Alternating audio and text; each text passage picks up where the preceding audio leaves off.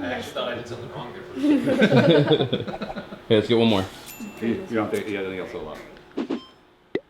I'm Ryan. I'm here to make sure these brainless monkeys don't mess up. What is this? Sorry, man. Don't hit me. Go ahead. I thought I'm right.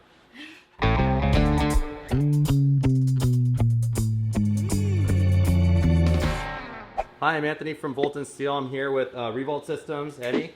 Hi! Hi. I'm also here with Will from Fired.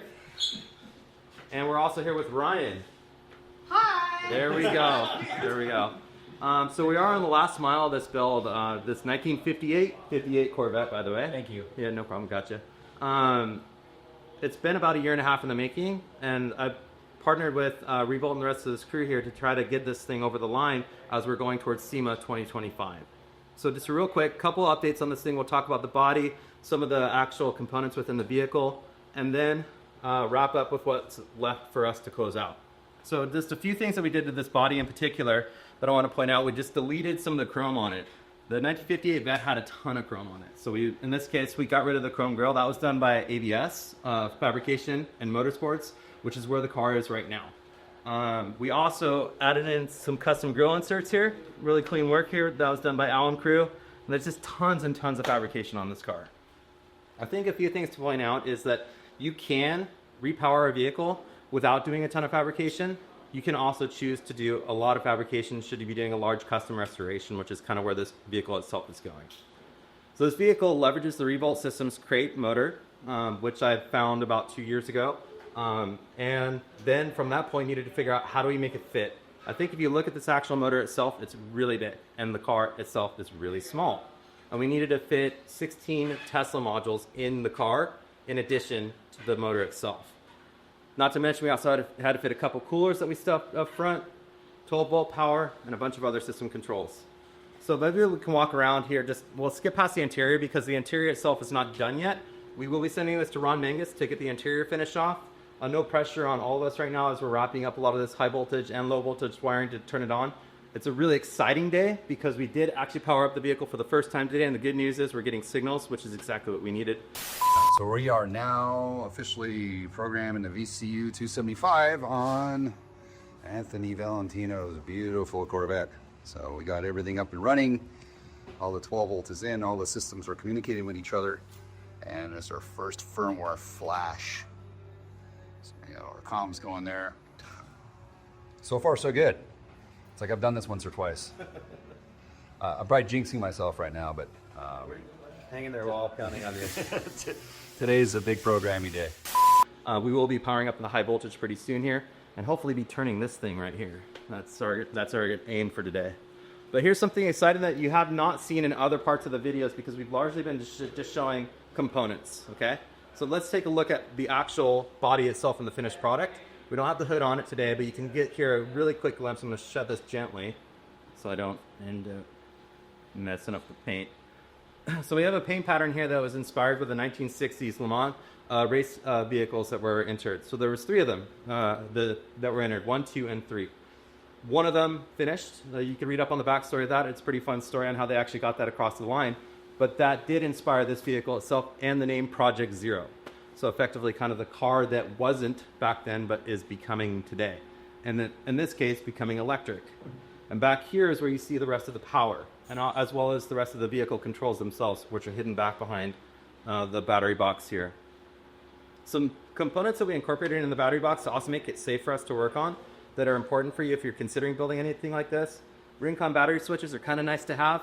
I did build these and throw those on each box. That makes it safe not only for myself to handle, but anybody else in the future as they're working on the vehicle. They can save not only power to the box, but they can also save the system itself. There's a lot of other safety considerations that I built into this, including a high voltage interlock loop, which brings all these battery boxes together. Again, one of many safety considerations as you're building vehicles like that. I can't thank Eddie and crew enough for being able to get this to this point.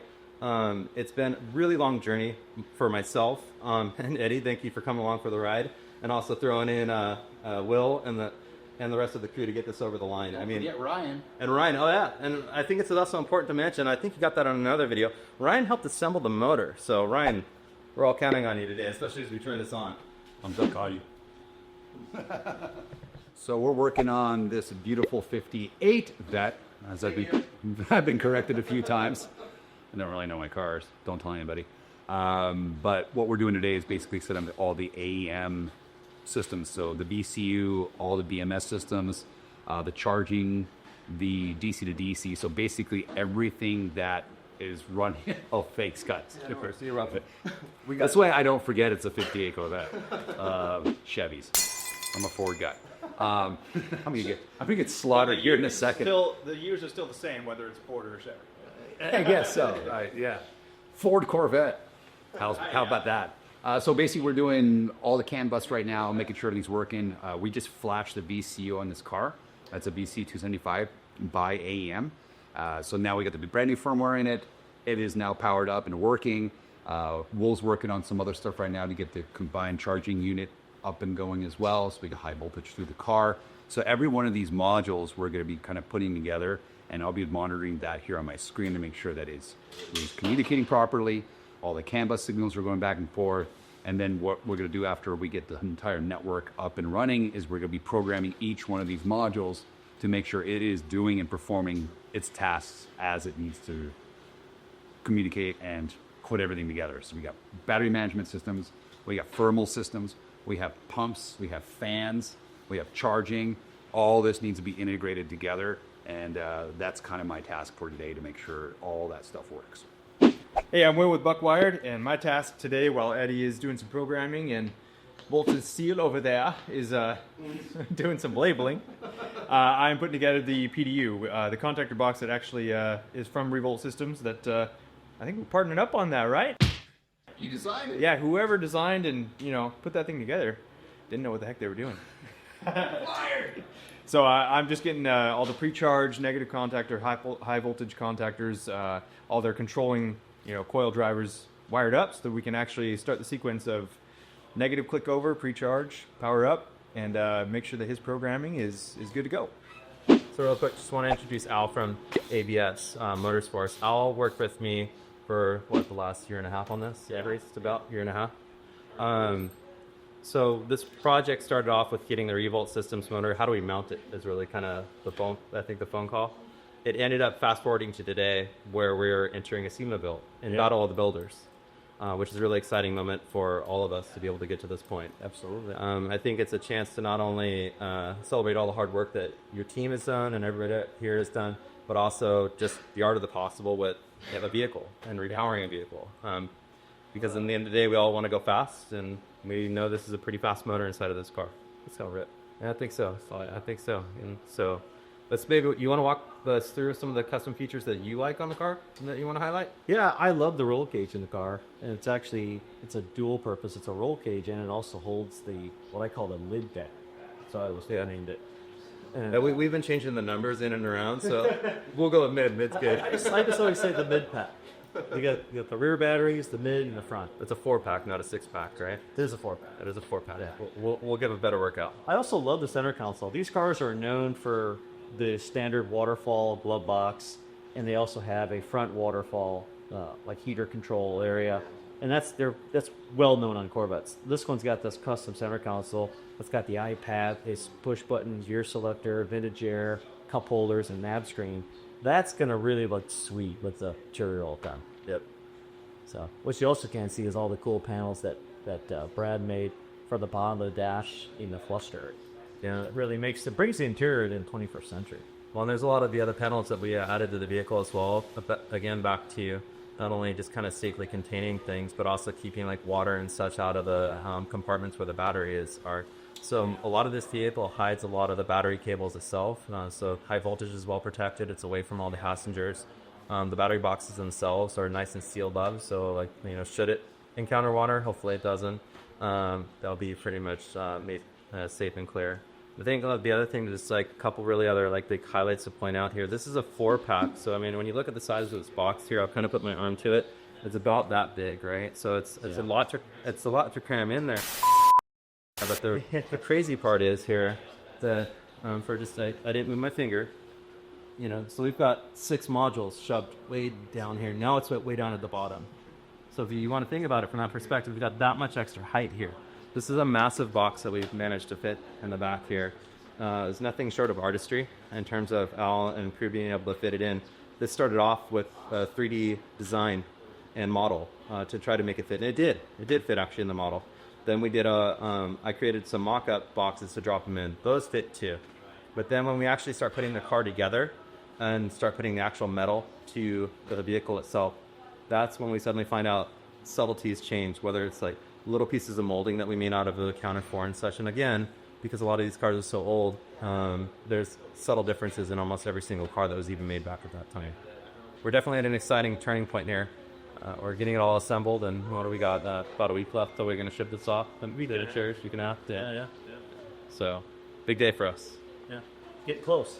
All right, we're gonna see if this thing Power up. So we got our digital display back there working. All the AM components are up and going. I'm gonna connect to AM here real quick. 300.